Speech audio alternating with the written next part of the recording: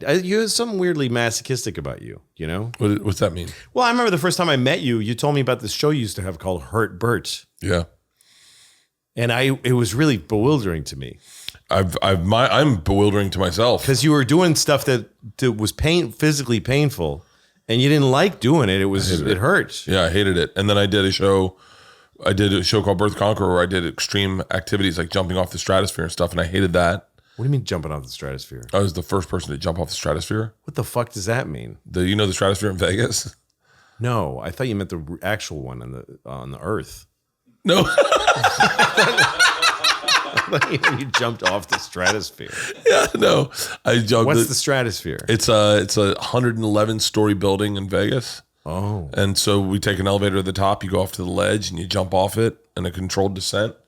And so they got a line that tethers you, and you. Oh yeah, I was in New Zealand, and my assistant did that. Yeah, it's weird to watch somebody do that. Yeah, it's a bizarre. And then they're right here in front of you. Yeah, they were like, "You're the first person," and then I was like, "Oh," but we had to do interviews for TV. Yeah, and then they're like, "Why don't you interview her?" It was this Vietnamese lady, like just dead inside, like.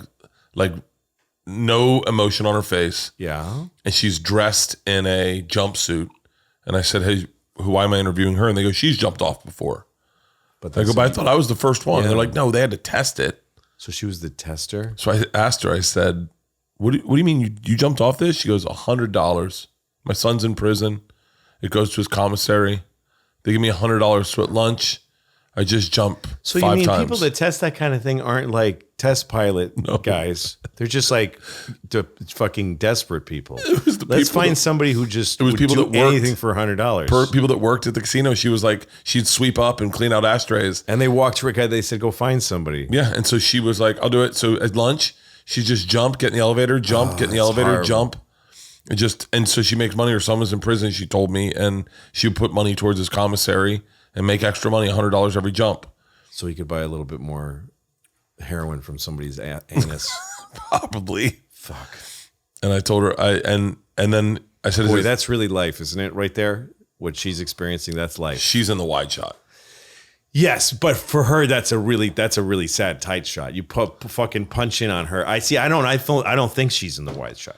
I think she's in the wide shot. And it breaks my heart she doesn't have a solo. She has a much more interesting story than either of us. Oh, I think so. That is tough. You're like cleaning cigarette butts in Vegas. Yeah.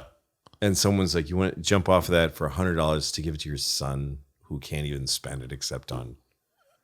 And then she would just get in the elevator and go up, eat a sandwich going up in the elevator. Yeah. Get to the ledge, no emotion, jump. I watched her jump. Just jump. And then when I jumped, well, how many times does she need to test it? They tested it all day long. They were testing it because they were opening the ride. So they start with water. The other dummies. thing is they chose her because she's okay to lose. In other words, they picked somebody who they're like, who can we have jump that if she dies, it's okay? I think probably someone who doesn't have a big legal team behind them. Yeah. Yeah. Yeah. They start with water dummies. They were throwing water dummies off, and they were right exploding on the ground. And they're like, "Tighter, tighter." And then they were like, "I think we got it dialed in." Ming, get in the elevator. They didn't even put a dog between her and the like a fucking There's the notorious one. You got to kill a few dogs before you try a person. You got to kill at least one dog before you try a person. Yeah, I would definitely. Here, the other option is don't have the fucking stupid thing. It makes good money for them. You never think of that when you see those. It's like, well, it's perfectly safe. That's what everybody says, but it's perfectly safe because they tested it. They risked somebody's life for that. Yeah, but because it makes money. It makes money, and it is a memory. You go to Vegas, it's a memory. Here's the thing: I used to think they tested it. It's got to be safe until they did a slide in Kansas City that it decapitated a child. Oh yeah. Yeah. Oh yeah. Wow. They showed the slide. What did he do wrong? It must have done something wrong, right? Oh, no, he was. Did he sit up when he was like? How did he get decapitated? So. This ride was flawed in that they made the ride and they were like, what it'll be, you sit in a slide and like in like a thing, and you'd go down, and the whole point was you go down so fast that as you hit the thing, you'd catch a little air. What they didn't anticipate was how fat Americans were. Oh yeah. And so then they were like, well, fuck, we can't just run this ride and just go next. We got to weigh people, and because we're in Kansas City. Right. So we can theoretically, no joke, we could probably put a ton of people in this thing, like legit. Yeah. And if we do, you go fucking flying off this thing. Yeah. So they had to measure it, and I guess they just didn't measure it right. They tried. They would put you with a child. Come off. They would put his. So there's a net above it. There's a net because people were flying. It was flying off the fucking ride. In the net. I guess. I think I wasn't there, but that was the. They would put kids on. So like when I did it, they're like, "Well, you're 250. Put 2 little girls with them." So it was me and 2 little girls. Oh.